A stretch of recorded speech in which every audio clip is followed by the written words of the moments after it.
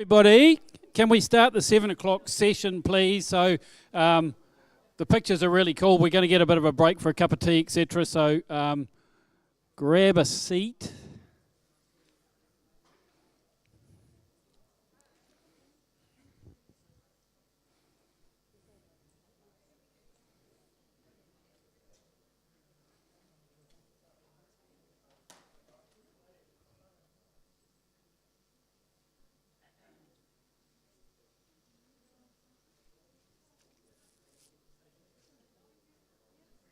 So 40 seconds ago, I told the guys we were going to start streaming in 37 seconds, so we're ready to go. I'm MC tonight, but I'm going to do most of the introductory stuff and the notices and all that stuff at the sort of 8 o'clock session. And so essentially we've got a 7 o'clock session, which is the continuation of the one we did last week, which is kind of visual design stuff. John's going to talk about 2 things required in photography, and that's going to lead on. We've got some suggestions of where to take this a bit further that I'll talk about afterwards before we have the break time. So basically 7 o'clock session, you all know, and welcome please John Suckling.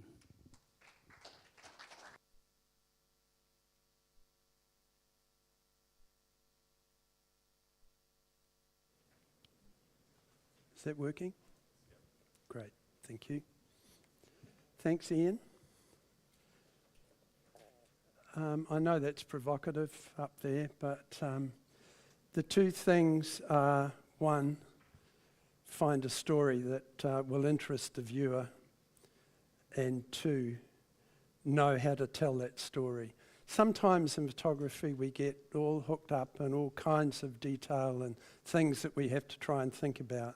And I just try and divide anything that I'm trying to improve into those 2 categories. I've spoken quite a bit other years about finding a story, but Ian and I, these 2 sessions last week and this one, are talking about how to tell that story and how to get better at telling that story.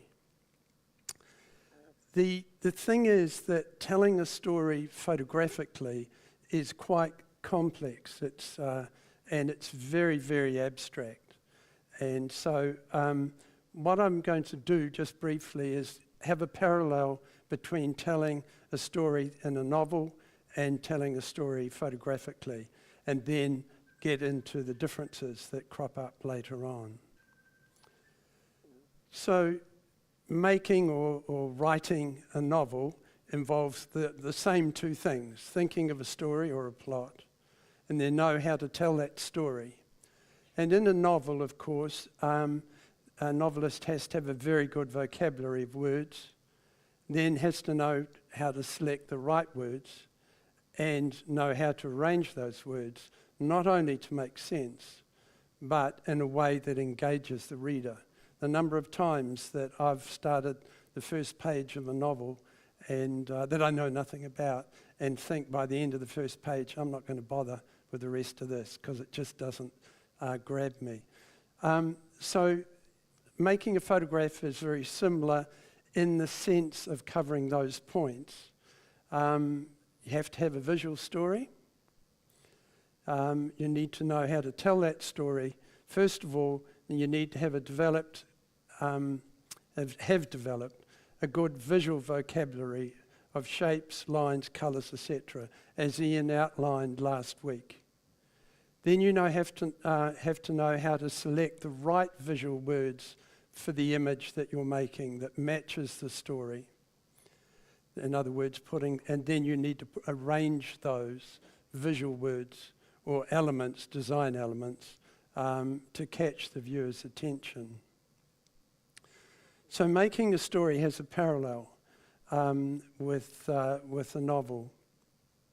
However, reading a novel and reading a picture are very, very different.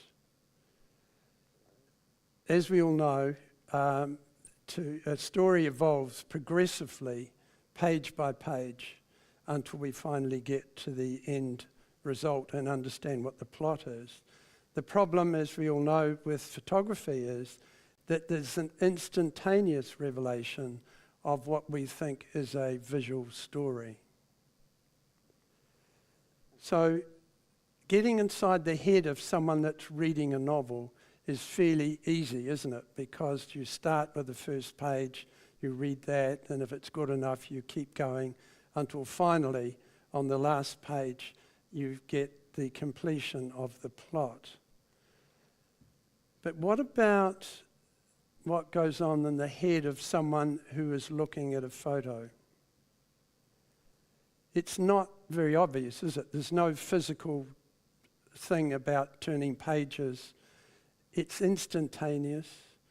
So, and we know, don't we, that once someone looks at a picture or a photo, we only have seconds in order to get their attention before they will pass on and look at something else.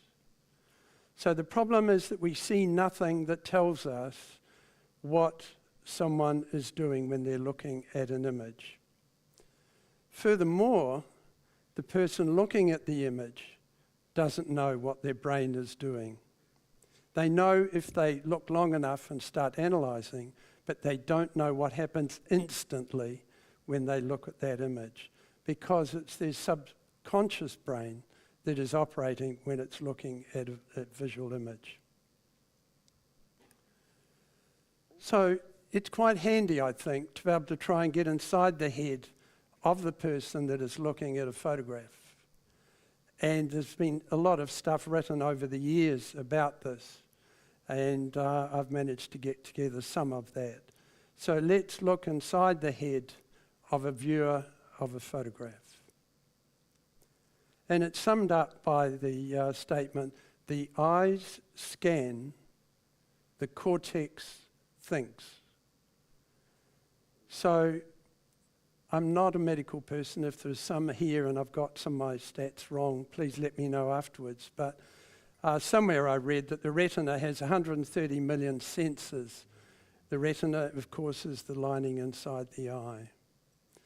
So a signal goes up through the optic nerve to the brain, or the cortex, and has potential for 130 million impulses or pieces of information.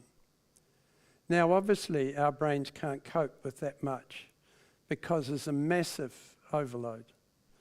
So there's a need to simplify. And the simplification is something I'm going to talk about generally, but people that are interested in digging deeper into this could look up about the law, and I don't know how to pronounce this, but pragnaz, I think might be. And this involves the way we tend to perceive things as regular, orderly, and simple. The theory explains the way, when faced with visual complexity, we tend to mentally discard everything that we feel is unnecessary. We eliminate the complexity. And Gestalt principles have a similar idea where they believe that the brain is hardwired to see structure, logic, and pattern. And by hardwired, we mean it's part of our subconscious. And just remember, subconscious means is that we aren't aware of what our brain is doing when it's operating subconsciously. So if you're interested in what the brain does when it gets too much information, those are two areas you could do some more homework on. I just haven't got time tonight to get into the detail. So here we are. The eye is scanning a photograph or a scene. A whole lot of information is going up the line here, up here to the brain. And what we know is that the brain simplifies to a huge extent, to the extent that it primarily only looks at light and dark. And of course, if it looks at light and dark, it starts to see patterns. And so it perceives, as you can see on the right-hand side here, a pattern from here. Now, of course, this is a geometric pattern that I've drawn. It will never be as precise, hard-edged, or anything like that. But it will have it would have the general shape of that tree and the general shape of the hedge and road below it. And again, it's subconscious, so you're not aware that your brain has done that. But the problem is that it's thinking purely about a pattern. And if the brain, the subconscious brain, doesn't like the pattern, it won't keep looking at the picture. If it likes something about it, then it will dig deeper and start looking at detail, and you'll see the person starting to scan, their eyes starting to scan around the picture and so on. So what I'm trying to get through to you tonight is that you need to begin to understand what the subconscious brain of a viewer will see when they look at your pictures. And so it's useful to analyze what you're doing to see whether the pattern that you've got is one that's likely to be enjoyed by a viewer. So as photographers, we need to know what pattern characteristics appeal to the subconscious mind of the viewer. What is it that gets their immediate attention and increases the chance that they'll look at your image longer? So as photographers, we then need to craft our images to contain those characteristics. I know this is a little bit complicated, but can you follow me so far? Put up your hand if you're confused and I'll explain. Everyone's too shy. So the rest of my talk then is about patterns and how the subconscious mind responds. And so, as I say, we can use this knowledge to craft our own images.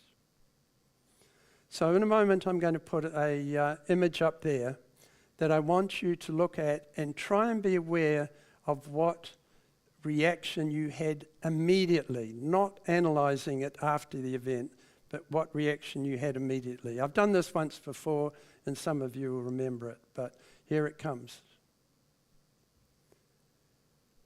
So what most people say is that they instantly see that that's not quite centre. Was that the reaction that most of you had? I mean, afterwards we analyse it and we think, oh, it's a circle within a square. But when something is skew with, we have a gut feeling about it. If we see a lamppost slightly over, it feels as if it's going to maybe go further and so on. We have the same reaction when we, as judges, keep reminding us when our horizon is at a slight angle, because we know in the real world it's never at a slight angle.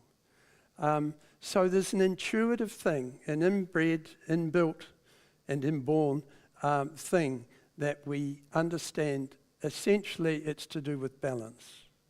And I'm going to talk more about balance in a little bit.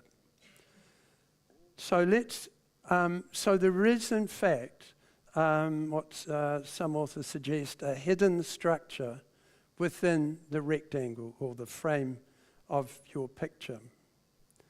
And we're going to have a little bit of a look at that structure. The first thing that I'm putting up here is what happens about things that are in the centre of the square. And it might be hard for you to read that, so I'll read it out. It's the most stable position within the square. It's the point of greatest attention because it is the hardest to get away from.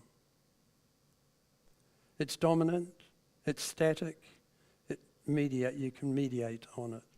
So it has plus and minuses. Static's not always good, but dominant is always handy. Then we start to look at gravity. So let's look at what's at the top, and I'll read it out for you because it'd be hard for you to see there. So to rise upward means to overcome resistance. It is always a victory. To read a book, we start at the top of the page. Likewise, the top half of an image tends to get more visual weight.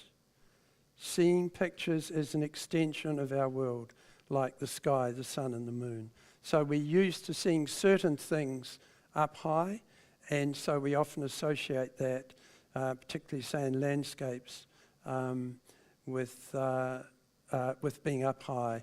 And if you see a circle like that, you tend to think of it as a balloon that's got helium in it or something like that.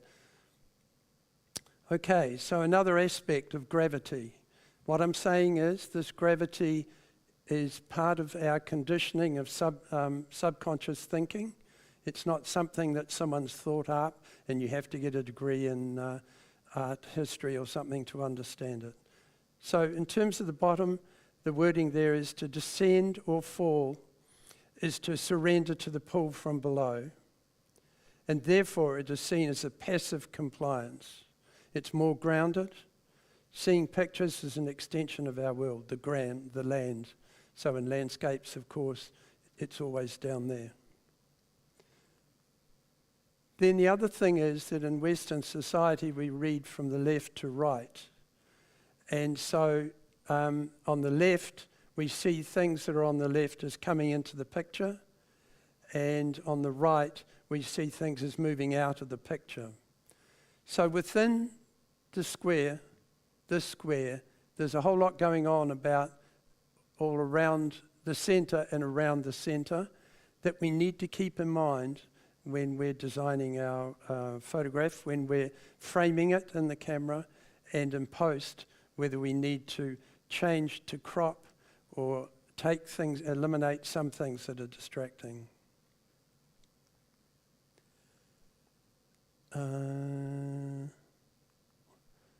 Right. So this is a summary which I was going to print out for you and ran out of time, so I'll do it next week. That has that information that I've just read out to you, but also a summary of where I've got to so far. So I'll read that again, I'll read that out. I was going to hand it out at this point. Without any active thinking, that is purely intuition, we react to a structure hidden within a square. This reaction is an emotion, a feeling. There is no analysis. Our subconscious doesn't analyze. It only deals in feelings. So what we want, of course, is a positive feeling from a viewer of our images. It's about the relationship between contents inside the square and the square itself. It's seen as a whole, not as separate. So that circle within the square, the pattern that our subconscious sees is that whole pattern, not one the square, two the circle. So aspects of the structure involve gravity and seeing left to right, as I've shown on the right here.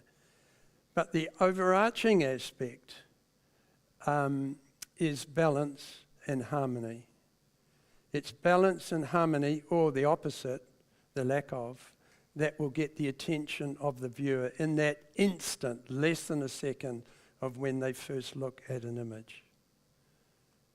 So let's just very briefly, in a stylized way, look at the issue of balance and harmony. The reason I'm doing it like this is that if we look at, say, if that was a ball, we would perceive it as a ball. We would see it as a ball and think particular behavior. But what we have to do to understand better how to design our photos, we have to abstract. And some of you will remember when I used to do cutouts, have a cardboard cutout and get you to move the circles and the squares and the lines around and see how you react and whether it feels balanced. When something feels balanced within the square, it feels rested, it feels settled. When it doesn't, it feels an aberration, as if something needs to change. It grates. Now, sometimes in our photography, we want to achieve that, as do artists at times. But generally speaking, if you want to get the attention of a viewer of your photograph, you need to take into account balance. So, an understanding of balance when we look at something very simple like this, the one on the left is in the center, so there's equal amount of space all around it, and it's very stable. As soon as we put it higher up, then it gets our attention higher up, but it also leaves a whole lot of either negative space or space below it that secondary things could be put in your picture. Conversely, if it's at the bottom like it is there, then that feels very settled and the weight is at the bottom, but it leaves a lot of negative space above or an area to put secondary information in your image. Here we are just acknowledging gravity, it's low down, and again you can look at the balance of those within the square where it's dead center at the bottom in the left-hand one. Left-hand corner for the other one. The question is, does it look balanced? Is it too close to the edge? This is a subjective thing. Is it too close to the edge there? There's a good chance it will look balanced if it's on the diagonal. The diagonals help achieve balance. The other one, the third one here is further away from the edge, a little bit further away from the side than the bottom. And again, that may feel slightly out of balance. It may not, just depends.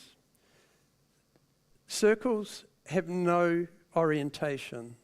So when you have them in your picture, they're not pointing anywhere. It's only the weight achieved by where it is within the square that has an influence on balance. Triangles have 3 corners, as we all know, and corners point. So you can see how the one in the center is pointing to the sides and up. When we go high, it's pointing to the top. For me, I don't know about you, but that doesn't look very balanced because it's taking my eye out of the picture, from high up, out of the picture further up. Whereas the circle further down is pointing to an open space that can be used and is probably better balanced. But none of this is right or wrong. It's purely what your gut tells you when you look at them. Of course, triangles can be taller or fatter. And again, visually, the pattern changes the minute that the shape of the triangle changes. The whole feeling of this is very much an up and down feeling. If you then orientate those, you have a very, very different reaction. The one in the middle, obviously, we see is not quite straight, and our brain wants to just nudge that back to being more vertical. If it was a long way over, then our brain may want to think it should be settled and be in a horizontal position. Again, there's more of a challenge, I think, with something like very pointy triangles. It does, though, however, encourage movement around the square. Squares are interesting as well. So the shape within a square has a big impact. Obviously 4 sides on the square in the middle and 4 sides on the outline frame square. So everything's parallel on the left one. And you can see when you put it near the edge, you get a parallel gap, an equal-sided gap. And this works all right if it's far enough away, probably not so good when you're looking at the one on the right. If a square is slightly out of the horizontal position, then again, we tend to want to tilt that back. So that isn't normally considered a very balanced situation. Whereas the one in the middle with a 45-degree twist in a square can look quite balanced. Of course, squares can be rectangles, and these add another dimension. They give length, and we need to look at how that length takes your eye in the squares here. I could spend several hours talking about this, so I'm sorry I'm skipping quickly. Lines. So, obviously, we all know that, as on the left, if it's dead center, we have 2 rectangles, the same size, one at the top, one at the bottom, and it's very static and has a strong possibility of being boring, but not always. If it's a bit lower, there's a more pleasing, smaller rectangle at the bottom, and, whoops, wrong one. there. Yeah, a smaller one at the bottom, bigger one at the top. Some people actually call that the rule of thirds, but I like to say it looks better. The ratio of that and that, it mightn't be bang on the thirds, but is a pleasing ratio. And so it's inherent in our judgment about what looks good. Obviously, the one on the right is not particularly attractive. The same thing applies here. I'm conscious of time, so I'm going to skip this a bit more quickly. And of course, lines, you can see the one here is slightly not quite straight. And again, that would irritate a viewer unless there's a good reason for that. Another subject is scale, which Ian talked a bit about last week. And you can see how the size of the circles change the pattern dramatically, where as you move to the smaller one, it's leaving more space for other things or for a lot of negative space. So now, just very quickly, I want to go through and take some of my photos and show you the underlying pattern behind it. Traditionally, I've done it this way, and if you go to YouTube on composition, nearly everybody illustrates their point by doing a similar sort of thing, putting coloured lines and shapes over the elements of the photograph. What I find with that is we look at the subject matter when we do that. So I'm abstracting like this. And again, I repeat, I know that our brain doesn't see this image that I'm about to show you precisely with very sharp edges like that. But that would be the overall fuzzy pattern that they would see. And that's the image there. Again, this is the pattern behind that image there. I could have put in the stack part as well, but I just liked, I find that a pleasing pattern, and it's translated into an okay image. Again, if you look at this, you can see patterns here. There's 3 circles there, there's 4 or 4 and a bit there, back to 3 here, and then 2 here. So there's no symmetry, but there is a simplicity and an organisation there. And that summarises that image there. So I had plenty of choice to point the camera around and around everywhere, but I wanted to try and get a pattern that would be pleasing. So this is the circles from another image, and I just liked how the small oval fits in that gap. And the gap, it doesn't actually, those 2 big circles don't quite touch. And so that was the pattern that I was capturing when I took this photograph. There's another one, and you can see I quite like how that feels a little bit suspended in the higher part of the frame, and that was the image. So I put more water in at the bottom and less brick at the top. So this is what I'm encouraging you to do when you're looking through the viewfinder. So this was a random pattern that I took of a mobile, actually it was, and of the dozens that I took, this one I like because there's a progression from, oops, did it again. There's a progression from here to here. They also tilt this way, except this one isn't quite symmetrical, and that one goes the opposite way. So there's a slight randomness, but there's an overall pattern to it. And that was the image. So here I just loved the balance or visual weight of the big circle and the small one, and that's the image there. Am I explaining? Is it helpful? Right. I need to finish, back 1:45, Ian? Okay. Right. So when I took the photo I'm about to show you, what I loved the colour. You saw it there, and that was the main reason for taking it. But to make the pattern right, it's the ends of the pallets that have been painted.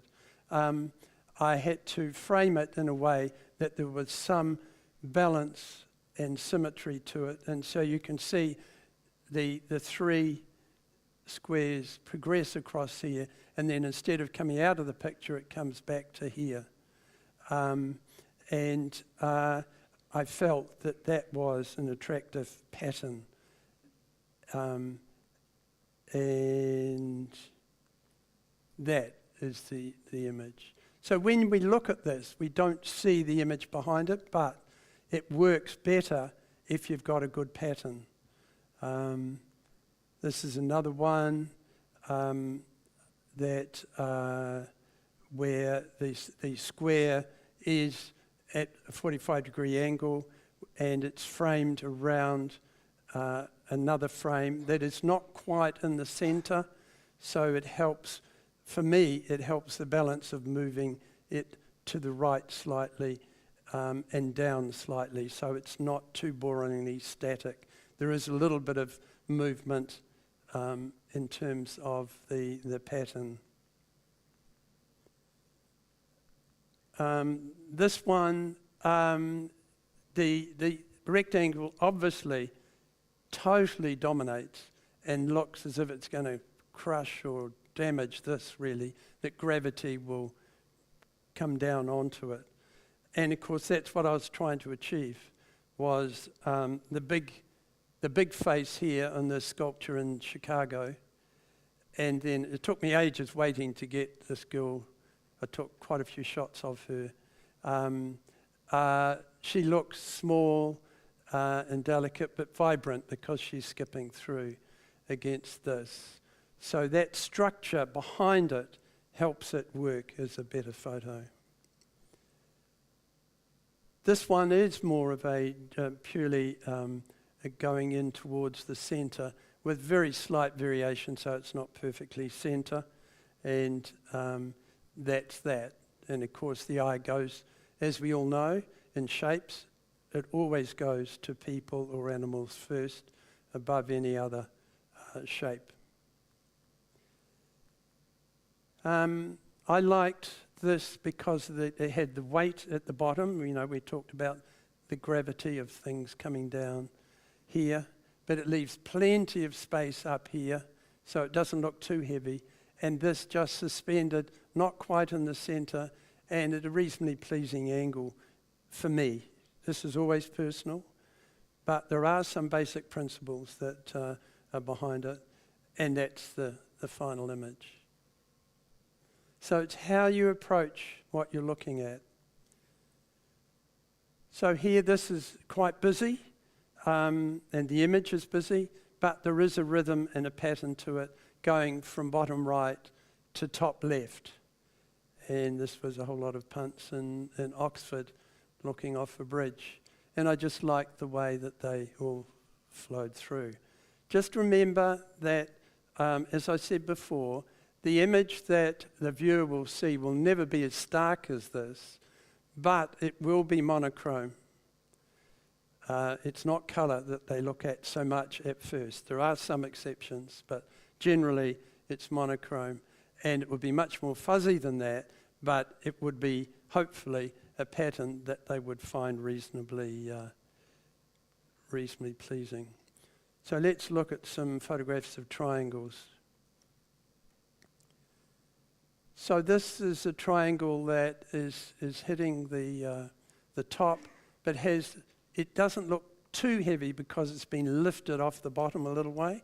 If it had been much less than that, it would have drawn your eye and you would have felt that it wasn't very well balanced. But there is enough there, I think, to make it okay. And that's photograph. And of course, in that gap at the bottom, there is a reflection. So, but again, I trolled around the reinforcing. This was just after, not long after the earthquake, and there were quite a few building sites that weren't being worked on and I could wander around. So this one here, obviously a very big triangle, dropping down from the top, sort of balancing on the point at the bottom, and it's a rough representation of that shape, which looks better that way than, because we tend to think of leaves as dropping rather than the other way around. This pattern is a busier one, and as I said earlier, the brain tries to simplify, but there is a theme to the busyness, and that is we have a vertical, not quite straight, so it slopes back, that softens that right-hand vertical a bit, and then the points of all those triangles are, the triangles are different widths, and the points slightly different distance from the vertical line. And that was that photograph. This one's a little bit more abstract, but I just loved how, looking through the viewfinder, I had this line going, it was curved, but from centre bottom across to almost centre left, and then there's a little rectangle taking your eye across to a triangle, and that was that image where the line went up this way, hit this area which was more or less square, and then it's the triangle, of course, here of this person that you can hardly see up here that catches the eye. So this one is we talked about scale very briefly earlier on. These are thumping two big triangles either side, pointing to something quite small and probably delicate in the middle. And that was the image there. And your eye just goes into the centre. I'm not saying any of these are fantastic photos. I'm just saying that these are the principles that I've used when I've been taking them. And I didn't want to show the ones that I think are my better images because you've seen them so often. This, of course, is outside the art gallery, and the patterns behind it, really, the triangle is the perspective of the support going up. This is actually an implied circle because it just has the structure only goes around this part here. But then I just like how this is on this side, which helps explain why this is tilted this way. That's how my brain works. And so this is the image, and of course it doesn't look exactly like that, but there is a progression of a triangle going up here. This curve implies a big circle. The eye completes it in our perspective. And then this here is pointing down at this end to explain why this is lower than that, visually, not engineering-wise. I put this one in because I'm not sure about the photograph, and when I did, I mean, it's okay, but whether it's as good as it should be. And when I did this exercise, I decided that it's not good enough because I think this is a bit messy. This is so strong, it brings you almost to this line. And this triangle, although the idea is it takes your eye back here, if it was further over here, it would be a better connection. So this corner gets lost a little bit. So that's what I'm suggesting. If you're unsure about an image, you track the pattern behind it and see whether that's pleasing or not. So that's the final image. Okay, lines. I'll just quickly through this and then we're there. So as Ian said last week, lines aren't just a line that is showing in a photograph. They are also, it can also be the edge of a shape. So the sea here has an edge there and has an edge with the land here, and there's another edge here. There's also this one coming down here. So I could have shown that as a triangle. And then there's the triangle of the house. So when you look at that as a pattern, it's it's got the horizontal line here should be balanced. This one is slightly out of balance and is shorter, but it is going down, and this one is going up. So I think I got away with that balancing this. Of course, the triangle is so dominant on there, so that sits, although it's small, it stands out, and as it did in the photograph. Now, some lines I didn't bother drawing all the lines in, but this was a building in Toronto, I think it was, Vancouver. And just at a particular time, I've been past it a number of times, at a particular time of the day, the shadows created shapes combined with the lines between the joins in the glass. That one, some of you have seen before, and I don't have to. I mean, it's all kinds of things about the lines, isn't there? I mean, this one is leaning over, partly explained by this curving barbed wire, but it's gone further than the barbed wire has, and there's little loops here.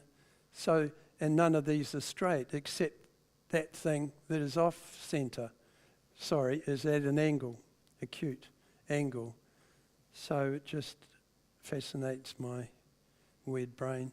And this one was at Canterbury University, and I was just walking along and saw two pipes and then one short. Why the heck's that one short?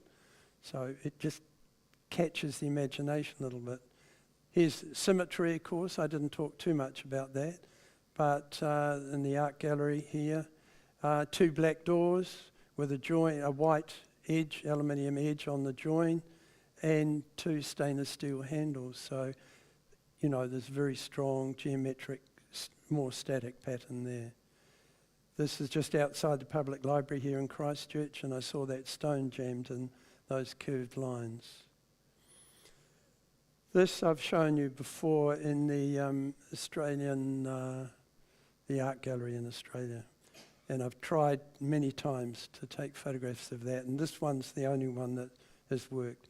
So tons of lines, three horizontal lines, although two of them are broken, but the eye still sees right through. The two major verticals and a small vertical to the corner of that other bit, and then the round bit, which is a head. So I find that quite pleasing, although there's a few little quirks in it. And that was the final image. So to wrap up, just to come back to what I said at the very beginning, the eyes scan, the cortex thinks.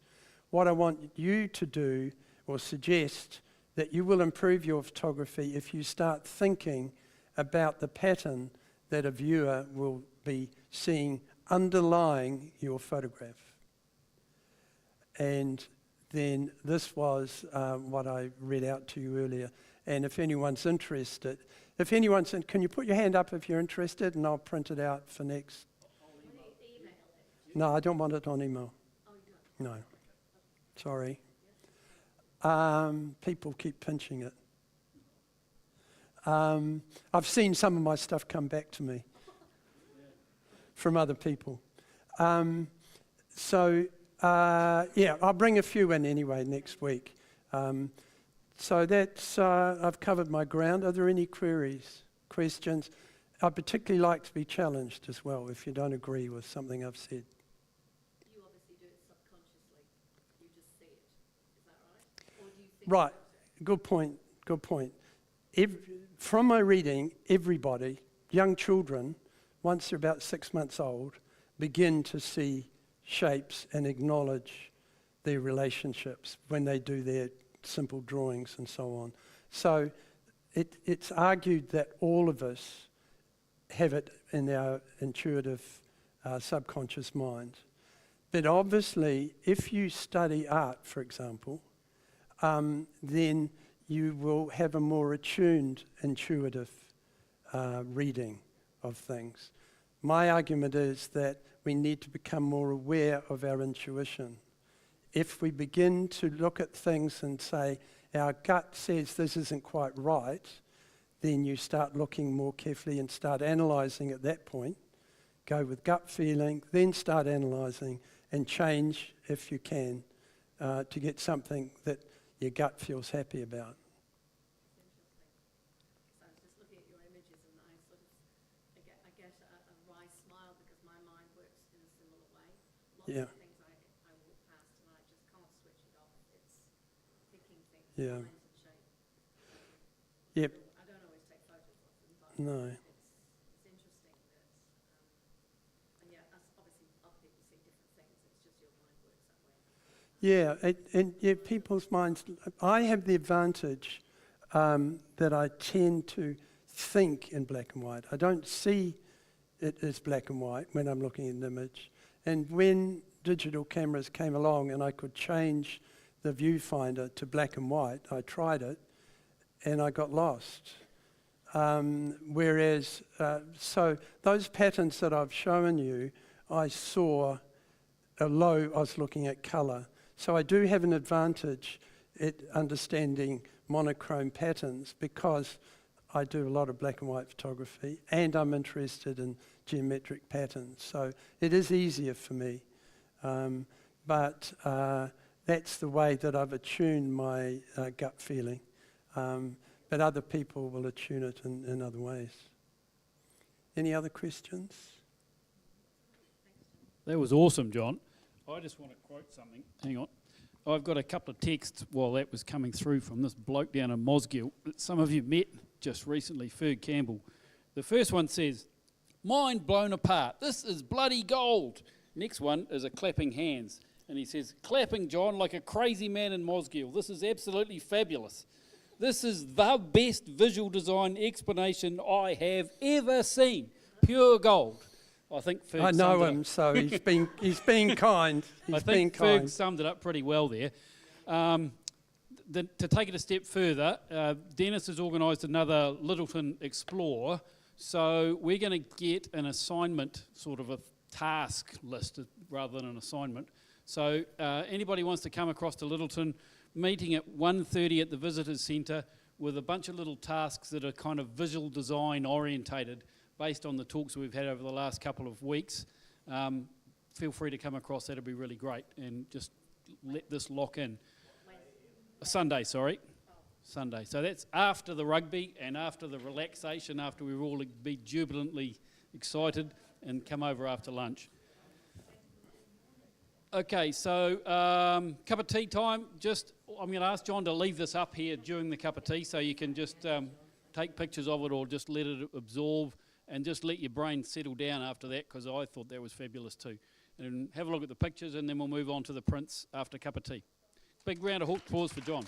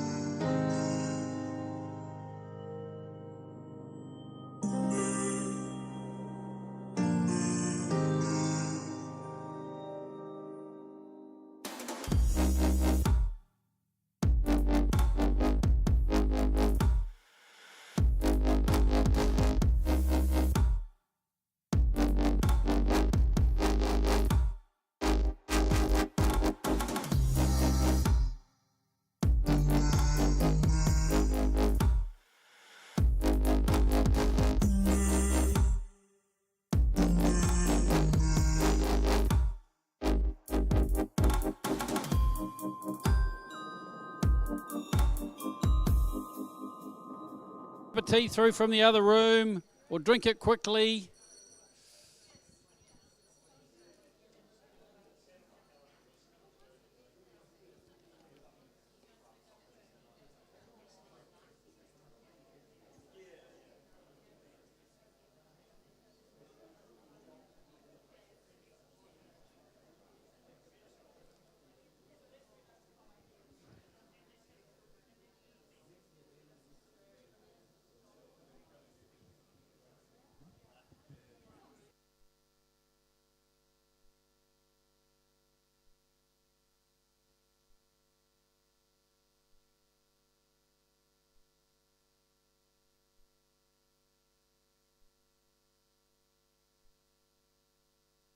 Okay, let's get proceeding with the 8 o'clock session, and I'm holding this so I can actually see it in the light, and I'm even going to go a step further and put on my glasses so I can read it.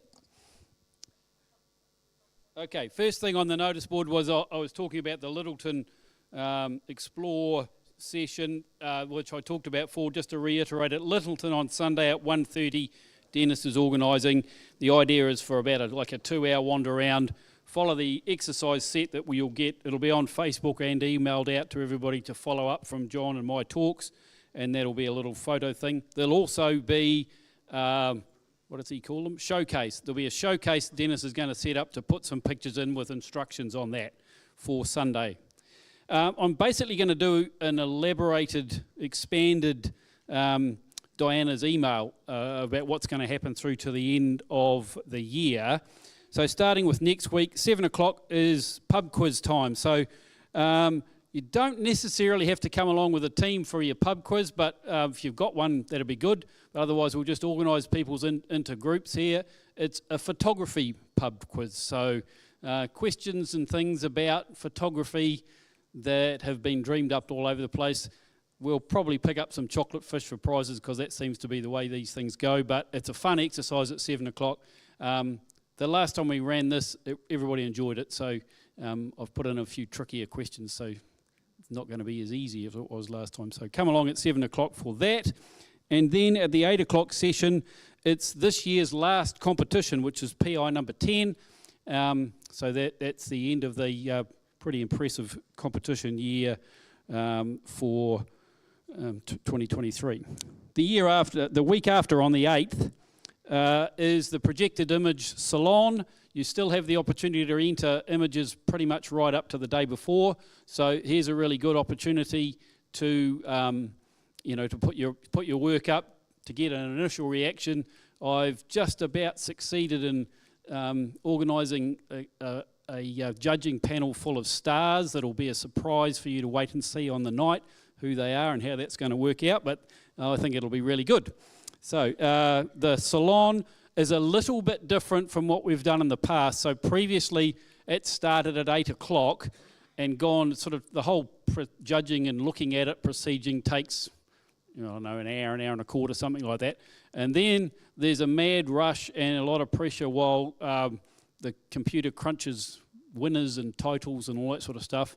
So what we're going to do is going to start at 7 o'clock. We'll just go as long as it takes to get the pictures shown, and we're all going to have a cup of tea and chill and talk just to take the pressure off the computer and the printer so that we can get that all sorted in a more leisurely time and then finish it off with a prize giving and a congratulatory bit at the end of that. So that's on the 8th. The 15th is the AGM at 7 o'clock. Hopefully that won't take too long, but there are a couple of issues that we need people to be thinking about, and you can expect to see an email in the next week or so with some notices of motion. If you've got something else that you want brought up or thought about it, now's the time to do it really quickly, otherwise it's too late because that has to be kind of locked in early next week. So a few notices of motion. Hopefully that'll be just an exercise as moving things through. And the speaker that night is Jenny Reeve. Some of you who've been around for a while will remember Jenny. She was a really active a CPS competitive or a member for some time, but she's been away locked in university studies. She's got finished off her Master of Fine Arts, so she's gone 100% holus bolus into things, and she's going to tell us some stories about getting through the MFA system and how some of her picture making. She started off in photography and ended up becoming a sculptor, basically. So she did her degree in sculpture, but her sculptures were pretty much photographs hanging on strings in the end, or part of it. So there's a photographer in her no matter what she does, even though when she's trying to make sculpture, it's very photographic. So that'll be really good. I'm super looking forward to hear what Jenny has to say. While I'm speaking of Jenny, some of you might have seen her coming in before with a box. She's bought a whole bunch of books and magazines, black and white magazines, old New Zealand cameras. They're sitting up the front, and I'd like them to be gone by the end of tonight. So if you've got a few back issues that you haven't seen of the New Zealand camera, come and grab it. And if you're keen on some black and white back issues of photo magazines, please help yourself. So that is that. And the last night is the 22nd. And the first thing we have in that is a showcase in the 7 o'clock session.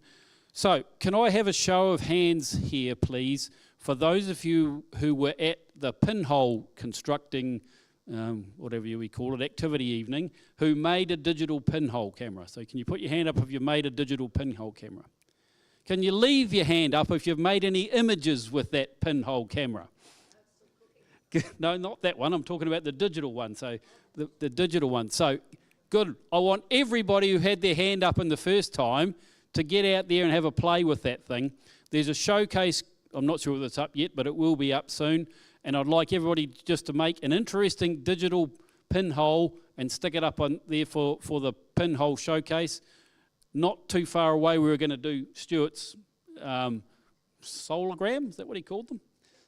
Mine's still on, taped to a fence post up the back of the property, so at some point we're going to have a think about pulling them out and turning them into pictures.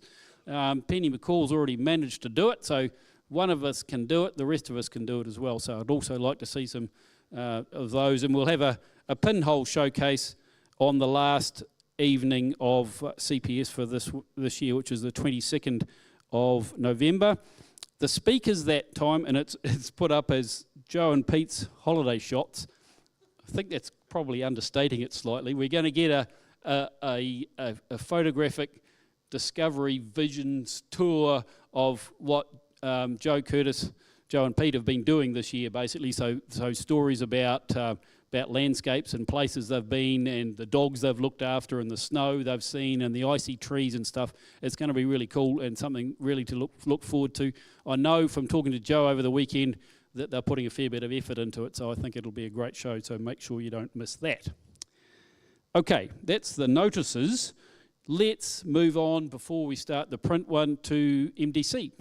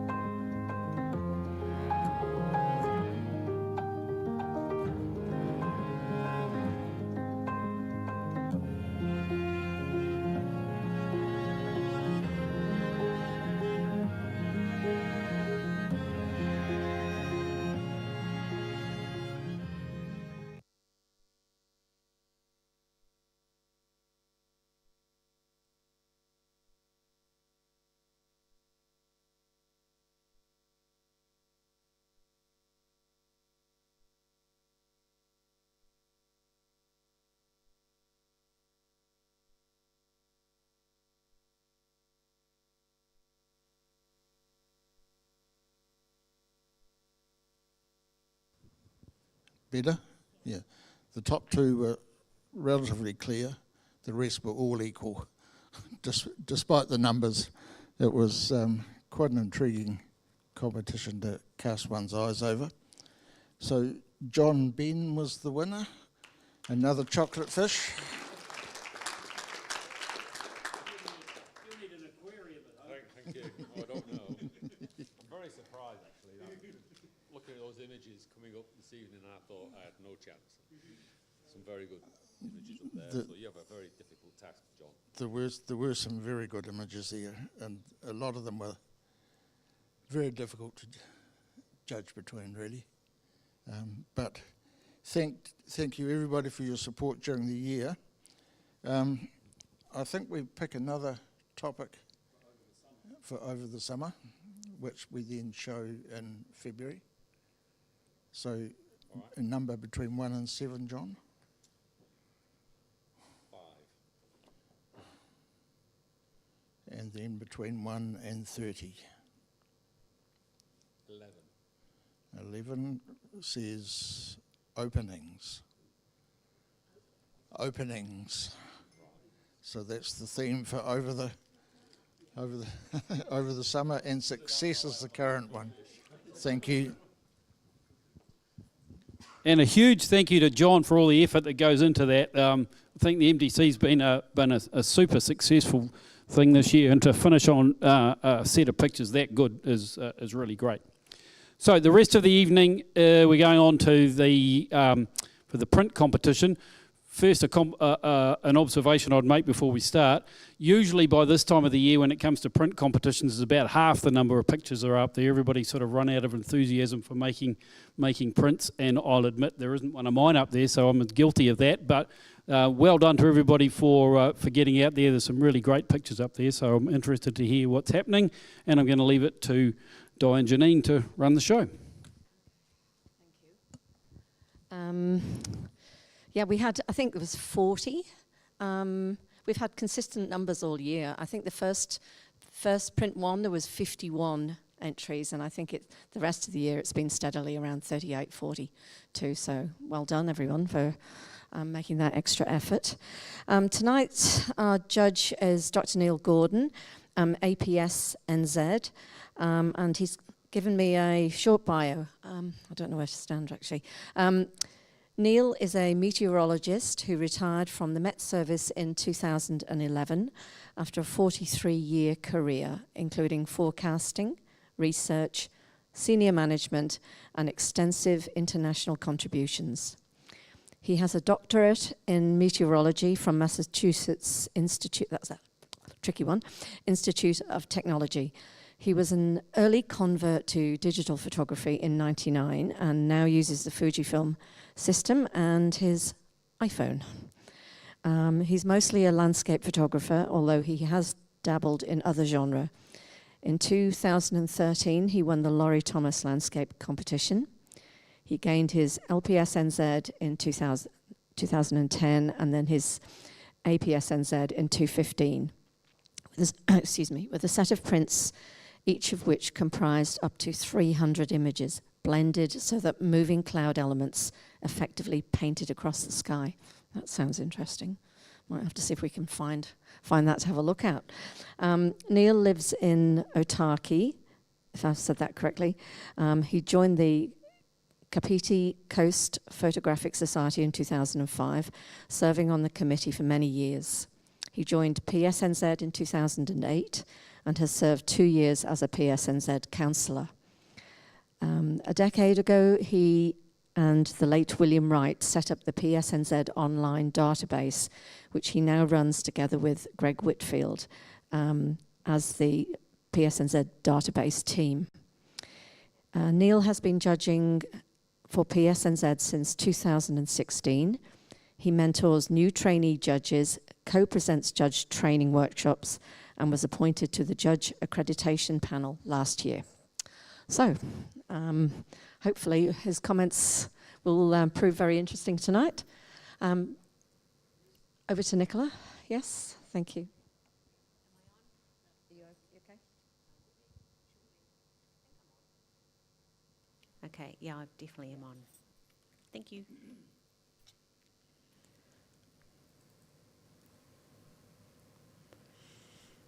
Score 1, rugged coastline at dawn. Looks like a beautiful morning with a rosy sunrise and a shower in just the right position for that double rainbow. My eye follows the curve of the shore up the bright cliff and then over to the rainbows before returning to that bright cliff. For me, this dominates a little too much and looks overexposed. I suggest the photographer in Lightroom or similar try reducing the highlights in this image, which might also make the rainbows more intense, and also lifting the shadows so we can enjoy more of the detail of the foreground bush, and maybe apply a slight vignette to help hold the viewer's attention in. I think the scene is well composed and captured. It's just a matter of some judicious post-processing to lift it to a higher level.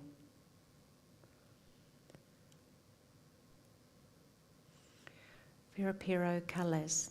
Looks like a very peaceful autumn scene, with a few ripples on the water, making for interesting texture in the water. In my view, this print would benefit from being a bit punchier by boosting the contrast and clarity, and perhaps with a vignette to help focus attention on the trees and the shoreline. There's a tree on the far left and its reflection that intrude in from the frame edge, so tend to catch my eye and distract from the main view. They could perhaps be cloned out. This image is well exposed and sharp, and I like the gap between the tree on the far right and the frame edge that holds my eye in.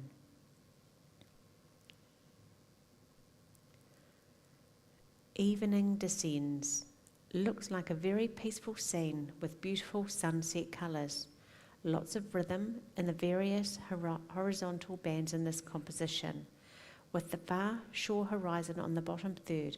Because it's close and silhouetted, the foreground detail has high visual weight for me. And because it's in the middle, I tend to look up, looking at the grass and rocks, which weren't in themselves quite so interesting as the birds on the left and right.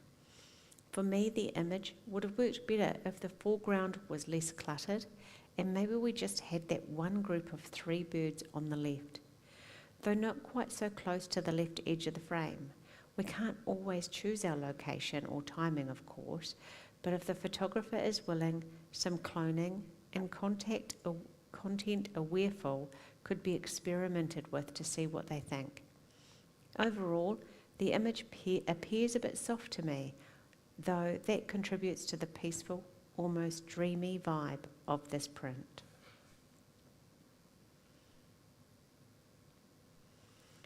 Bush waterfall, dusky sound. What a beautiful part of the country this is. Based on the amount of water, there can't have been a lot of recent rain. I expect these waterfalls can carry a lot more. I quite like the triangular composition with 2 green triangles left and right, and a triangle of rock and waterfalls in the middle. I think the image might be a bit oversaturated for me. For me, the pinkish colours in the rock in some areas, such as behind the lower falls, look unnatural. Details also don't appear crisp to me, possibly a result of motion blur, but I'm not sure. In situations like this, perhaps from a moving boat, it pays to set your shutter speed quite fast. I like how the sliver of water at the bottom provides a nice base for the image. Skeletal remains.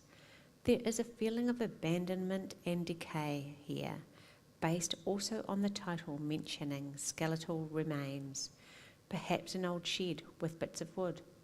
The lines tend to lead my eye to the middle of the print, where I can almost imagine a spooky face with 2 eyes and a mouth.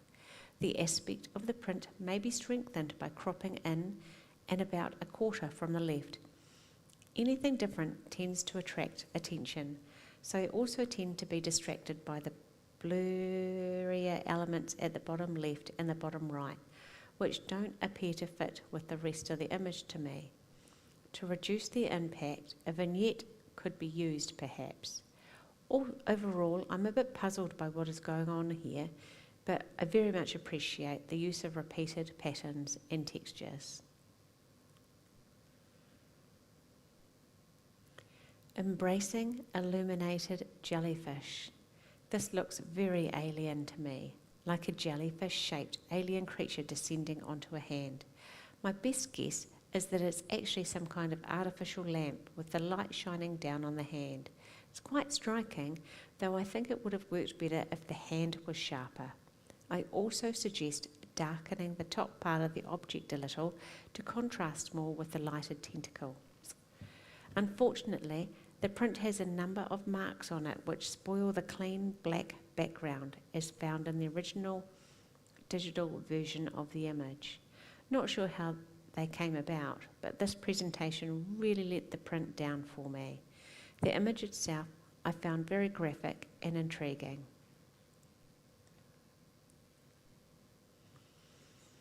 Looking down Dusky Sound, what a magnificent vista that is. I feel like if I walked forward just a few steps, I'd be sliding down the side of a mountain into the fjord below. The print seems to have a bit of magenta tint to it. I suggest the photographer look at the white balance on the original digital version and maybe try using the eyedropper to set the neutral colour on what should be greyish clouds at the top left. I'd also suggest cropping down a bit more from the top to help focus on the leading line of the fjord out to the horizon, placing that in a stronger position, roughly on the top third. As it is, my attention tends to wander up into the sky since it takes up almost half of the print. A bit more contrast, perhaps use a bit of a dehaze, might also make the image a bit more impactful. I think there is a potential for a stunning print of this wonderful view.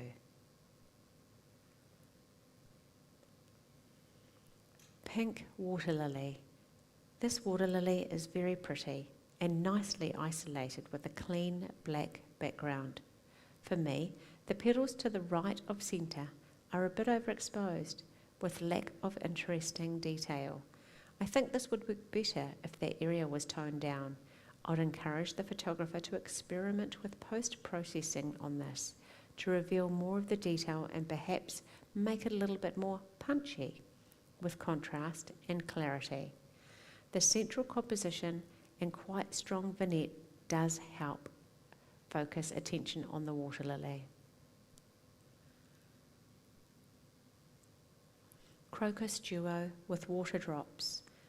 This feels to me like a cool morning in the garden with drops from a recent shower still visible, and these two crocuses standing up proudly in the foreground. They appear a bit overexposed to me, and I suggest the photographer tries toning them down a little.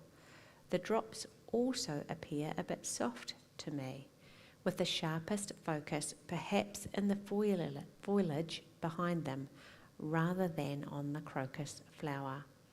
A bit of sharpening or use of clarity restricted to a mask on the crocuses might improve this. I do like the overall composition, which gives the tall feeling for me, and I think the surrounding foliage supports rather than distracts from the crocuses.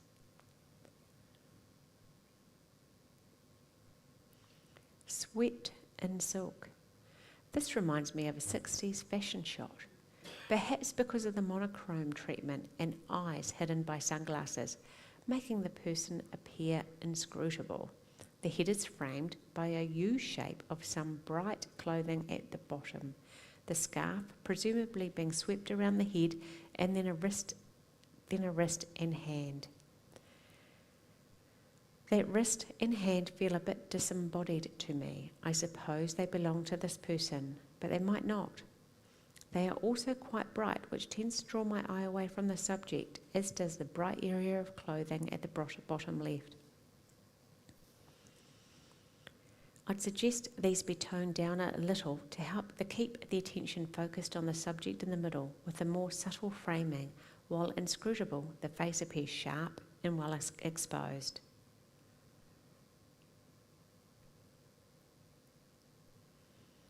Abstract reflection, Werapero arm. This looks like a beautiful spot, near Twizel, I think, With the road following the far shore of this arm of the lake, for me, the reflection on its own could be a bit abstract, as per the title, but overall, the image is very much real. I did wonder where my eye should rest, some kind of focal point. Although none stood out for me, in general, the area along the shoreline had the most interest. Overall, the lighting appeared a bit flat. I wonder whether it could do with a bit more punch from boosting the contrast a little, and perhaps a subtle vignette or linear grading, darkening of both the top and the bottom of the image might help pull the viewer's attention towards the interesting part of the shoreline. I think there's good potential here. In a King's Garden, Sandringham.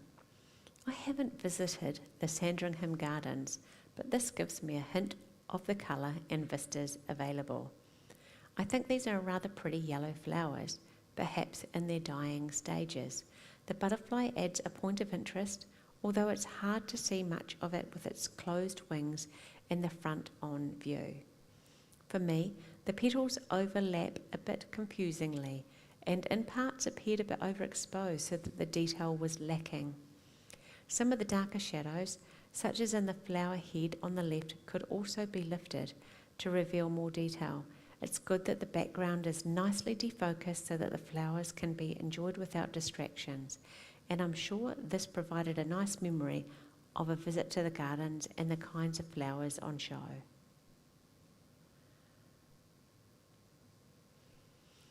Endeavour Replica Farewell. What a magnificent sight this vessel is. It makes its way, under engine power. I guess since the sails aren't up, must be a good northerly in Wellington, judging by the flags and the boat heeling over in the wind though. It might have been better to have positioned the boat more on the right-hand side of the image to allow more space on the left for it to move into. Still, I think this is a good documentary photograph. P.S. A very small but important point. Please make sure to put your title on the back of the print so it can be read the same way up as the photograph on the front. It was pretty obvious for this print, but sometimes it isn't. And in that case, the judges will always assume the print should be assessed, consistent with reading the title on the back. Smiley face. The last light over the Mekong. I expect this was a warm evening over the Mekong, with that distant thunderstorm glowing in the last light from the sun, almost like the sky is on fire, with beautiful reflections on the water. For me, the rest of the print is a bit too dark, and I wasn't sure what else I was supposed to look at to complement the clouds. There was some interesting blue colour and maybe cargo at the back of the boat, but it was a bit dark and small for me to understand what it represented. I did appreciate the care taken in the composition with shoreline curving in the picture from the bottom left corner.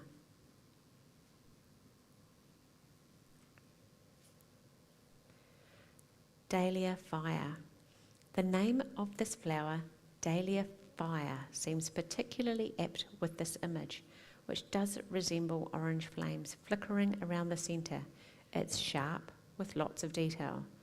There are a couple of distracting elements for me, the bright pink spot at the top right and the petal intruding from the below at the bottom left, that I think would have been better cloned out. I think it's a very competent capture of this bright flower.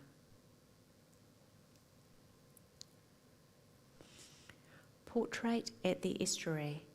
Kingfishers often look a bit cheeky for some reason, and this one is no exception. Nice and sharp, with great detail in the feathers and catchlight in the eye. I find the bright background a little overwhelming. It tends to pull my gaze up from the kingfisher and wonder whether it could be toned down a bit. The bird is quite central, and perhaps the composition could be stronger with a crop in from the right. I like the way the toning of the branch nicely matches the bird's brown feathers.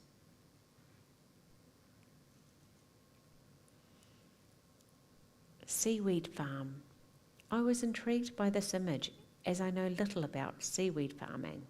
It looks like a bleak spot, And I like the overall composition with the sea below and the sky above, and lots of details of poles in the middle, with the boat and people positioned in a strong position on the left, facing into the frame.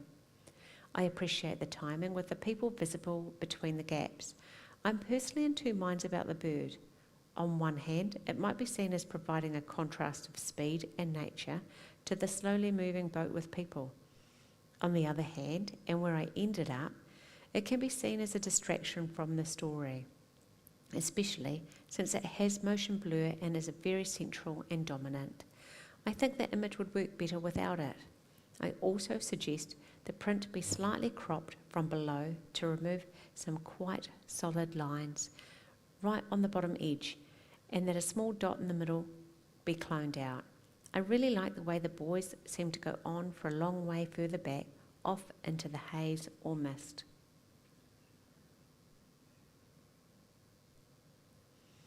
This is the first of the acceptances, Winter Lake.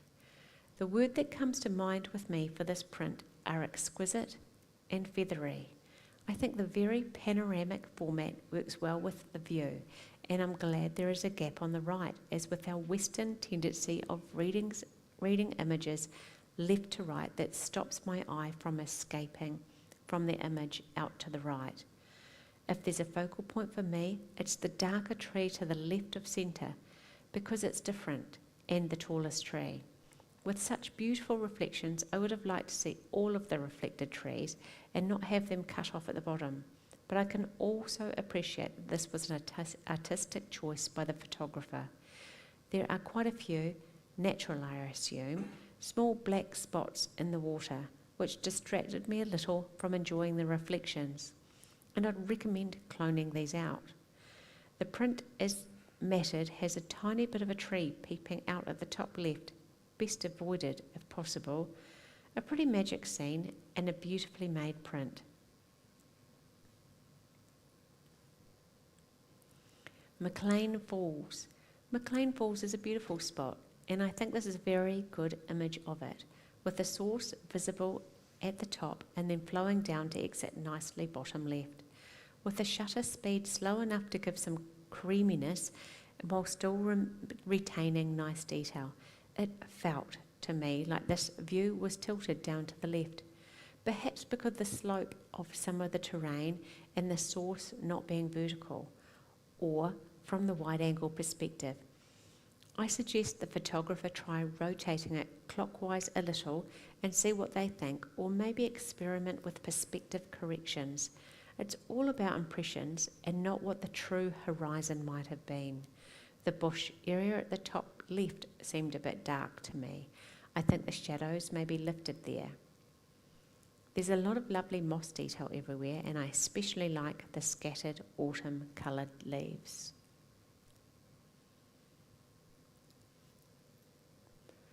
Of a feather. I really liked the story behind this image, plus the triptych construction with wide open spaces for the flock on the right. I can see how the image in the second panel is captured to the right of the first with matching branches, which provided continuity, and felt that the coherence of the story could be better if there were some matching branches between the second and third panels. Very effective. Silver eye. Silver eyes are such cute little birds, and I love to watch and photograph them at our sugar water feeder. This one looks slightly wary. The print shows lots of details in the feathers. I'm not sure whether the sharpest focus is on the eye, which looks a little softer than the closest feathers. I think this is well composed with a nice unobtrusive background and the branch providing a natural base to the image. Vision in blue. It's great fun to capture images like this with glass balls and the like. As a composition, I like the overall arrangement of the balls and the glass in a triangular form blocked by the light trails. The silhouetted shape in behind rather reminds me of a mountain range and is visible in various forms through the glassware. It bothers me a little that it is quite blown out in parts though I realise that can be the nature of lighting.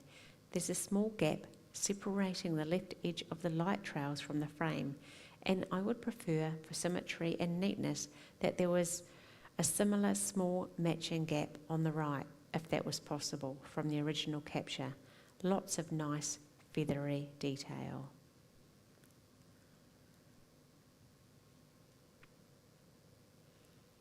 Three floating houses. I can't help wondering where and why these three floating houses are there. I like the very panoramic composition with 4 horizontal rectangles and the fine detail in the 3 houses silhouetted against the shimmering water. 3 is often a good number for main elements, and in this case, I find my attention roaming amongst them, with the most interest on the left-hand one with lots of detail, and on the right-hand one because it's the brightest part of the image. The peacefulness and simplicity of the scene is disturbed somewhat for me by the dark object in the water at the bottom right. So I suggest the photographer try cloning that out. For me, the other objects barely visible on the other side of the water line up with the region of the boats, so add interest rather than distraction. Poppies. For me, this is a tale of new and old, with the opening bud and the leftover seed pod. The opening poppy rather resembles a bizarre eye looking at me, which makes me feel a bit unsettled.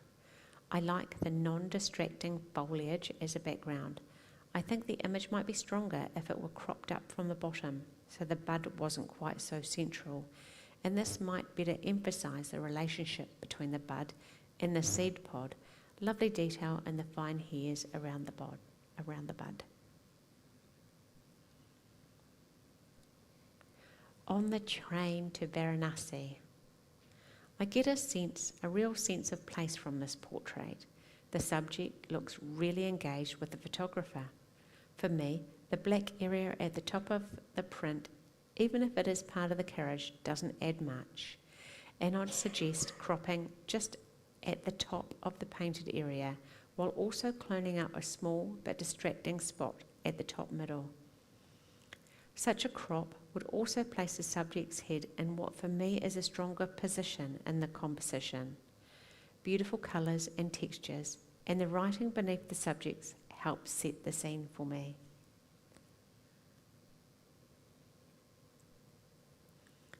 Colours of chakras. Rabbit Island.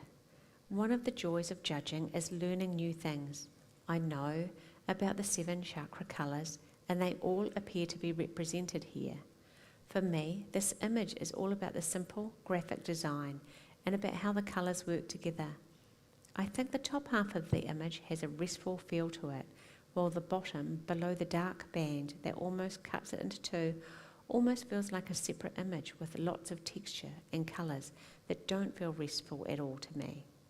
While I understand that the additional colours in the bottom half are needed for completeness, my favourite part of this is the restful top half.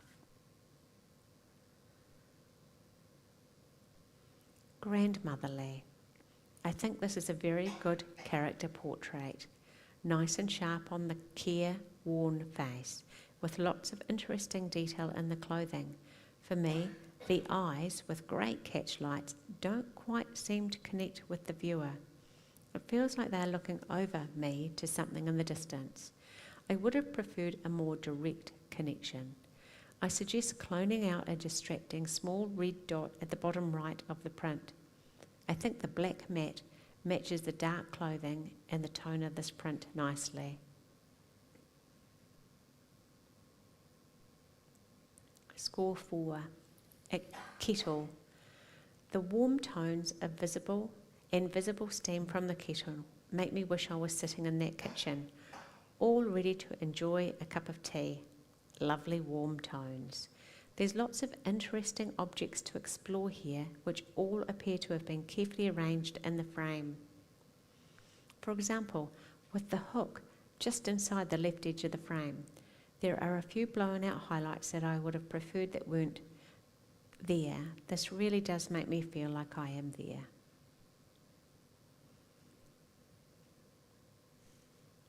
Braids of gold. I love the feel of this.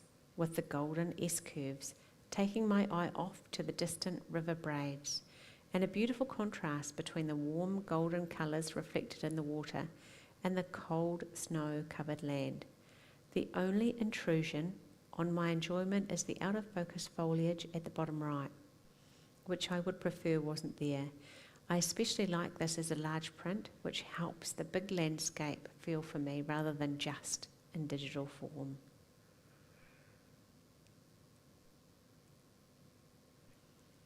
Graceful. A reminder for me of the simple beauty of nature. I really enjoyed the simple graphic design of this image and the graceful, indeed, shapes and textures of the fern fronds.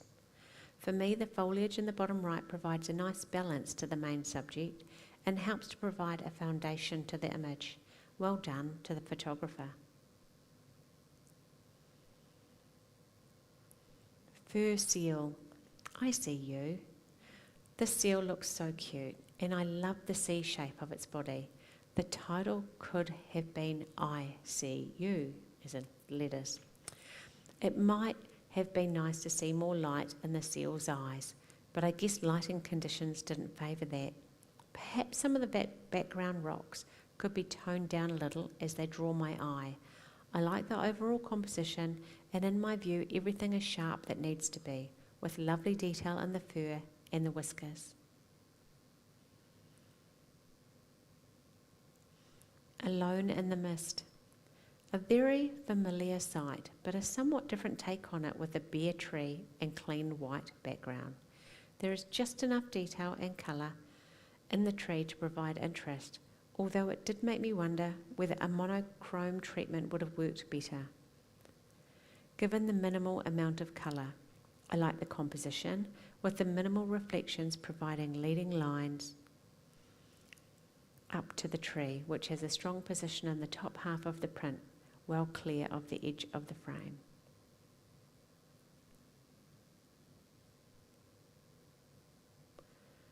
Toiling in the fields of insect sticks. What an amazing sight. I initially found it hard to believe this was real, until I checked online and found that these bundles of insect sticks are laid out to dry and later gathered in again. I like the leading lines of the path up to the three workers, though wish there was more of a connection with them rather than their masked faces being fully obscured. I'd also prefer more of a gap after the last worker. They feel a bit too close to the top of the image for me. To avoid including a distracting background that may have been possible if this image was captured from a slightly higher viewpoint, though that would have hidden even more of their faces and may not have been possible. Just amazing though, with all those repeated shapes and wonderful textures and colours.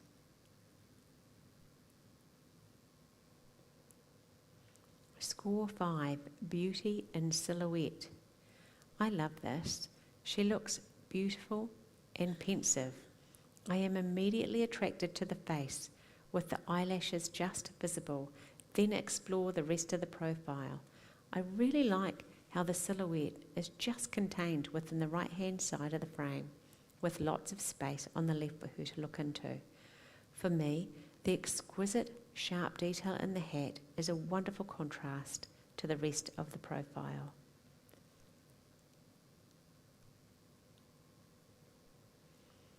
Score 5, End of the Road.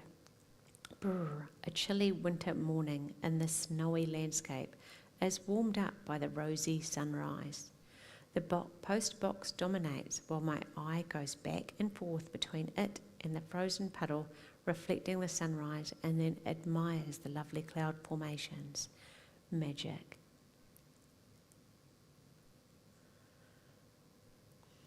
About urban.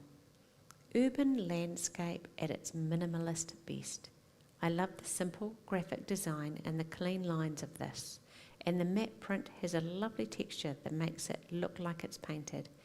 Then I notice that the pole shadow implies a light from the top left, while the shadows for the two windows recess appear to come from a light source at the top right.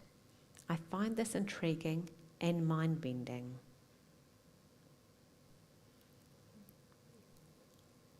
Score 6, half bouquet.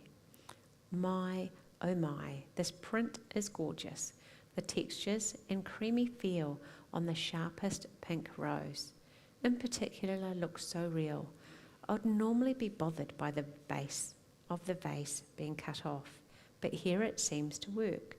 And the background is clean and black, with the flowers nicely contained within the frame. The lines all bring me back to that gorgeous pink rose. Lovely, and a well-deserved Best in Show print.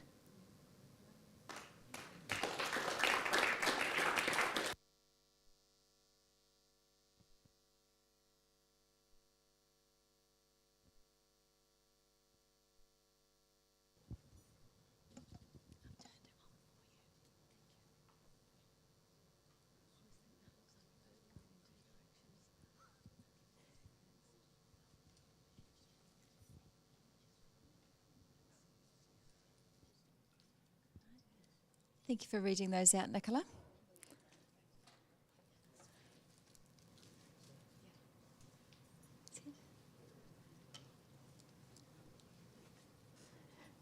Right, the first accepted image, 3 Floating Houses by Hee Chen Kim. Oh, no, floating houses. Right, sorry. It's not yours. I don't know order. Ah, there we are.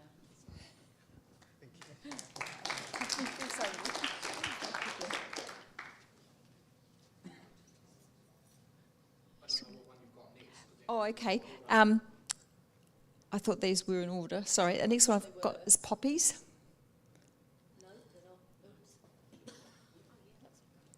Okay. Are they in order? Yeah, no. Poppies by Adrian Gentleman.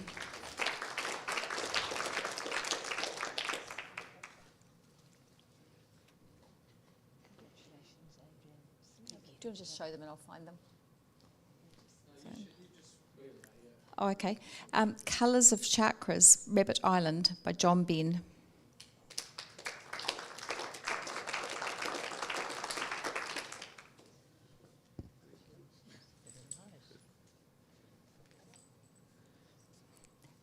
Winter Lake by Paul Williams.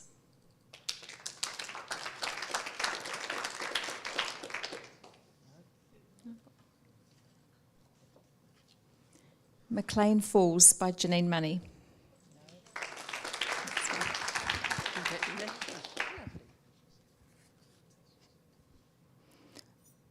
Of a Feather by Joe Curtis.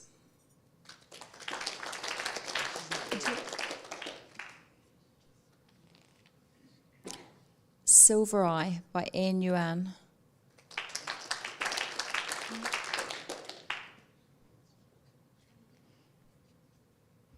Vision in Blue by Diana Andrews.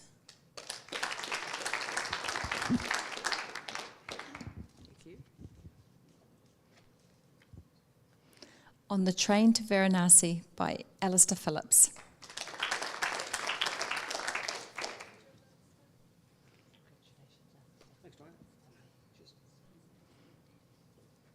Grandmotherly by J.K.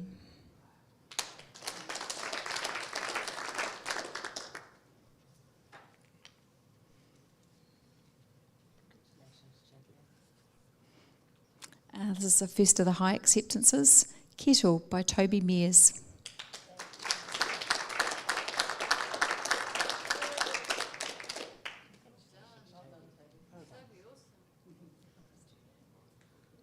Braids of Gold by Kelly Habertle.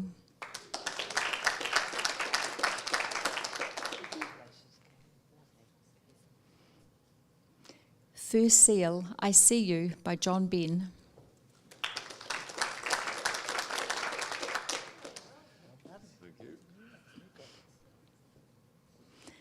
Alone in the Mist by Kelly Habertle.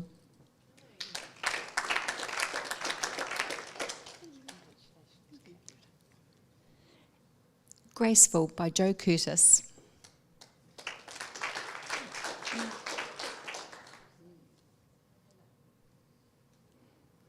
Toiling in the Field of Incense Sticks by J.K.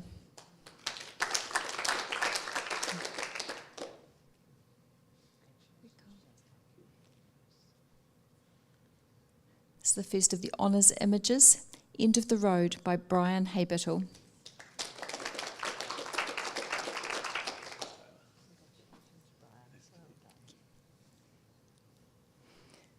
Beauty in Silhouette by Dawn Kirk.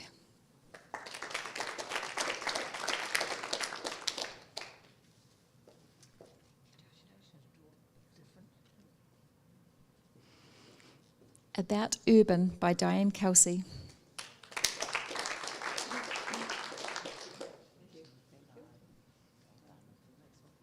And Honours and Best in Show, Half Bouquet, Diane Kelsey.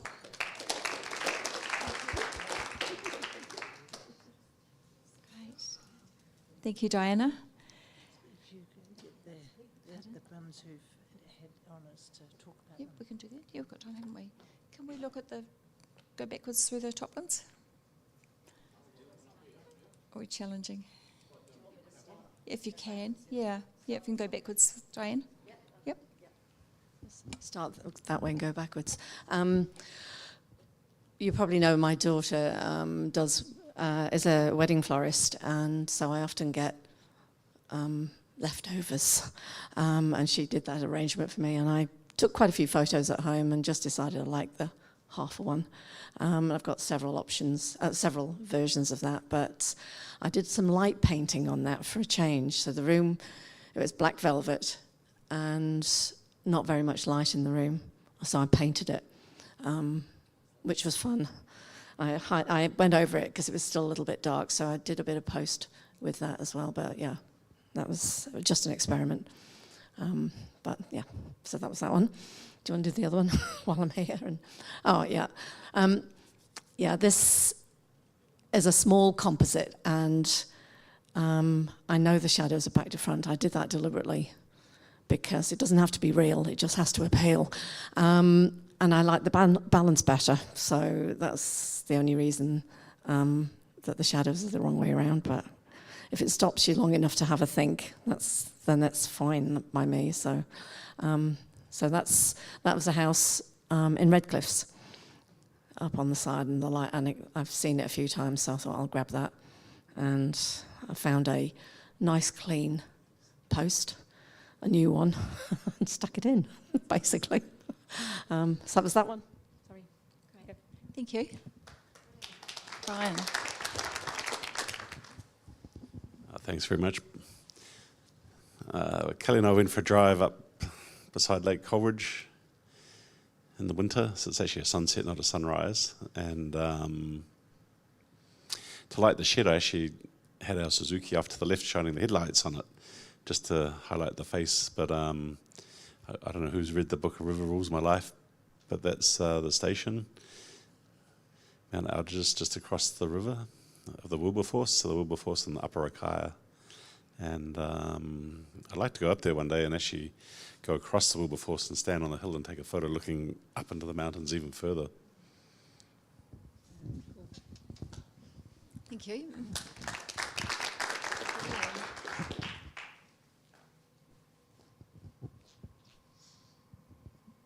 This is just one of the images I took at the workshop that Diane organised.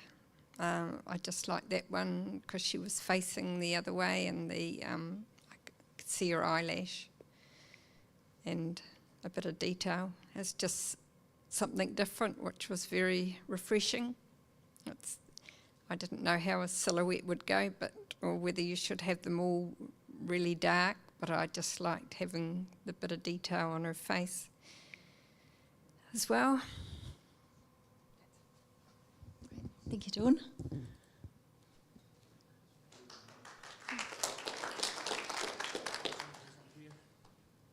No? Oh, well, JK? Where did JK? Don't know. Don't talk about you. Pardon? You talk about you anyway, it's very cool. Yeah. Okay. That was in the stick factory on the way from Hanoi to Sabah. And I thought it was, is so colorful and something that is not usually seen.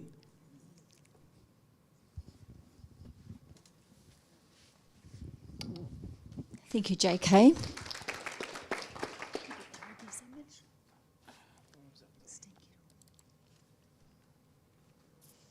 And last of all, Toby, would you like to say something about your image? Or would one of you like to share? He's a bit shy.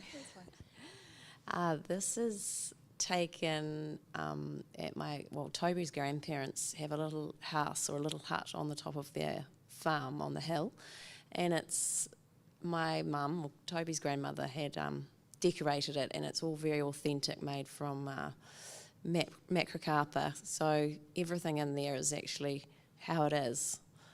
So everything's sort of old-fashioned and old, and Toby just saw that and thought, looks like a good image. Thank you.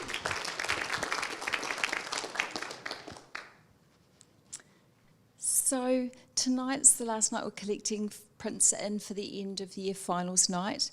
So if you've got an accepted and above and you would like to have it in the finals competition, at the end of the night, could you please place your prints in the blue box, and we'll process them from there. Thank you.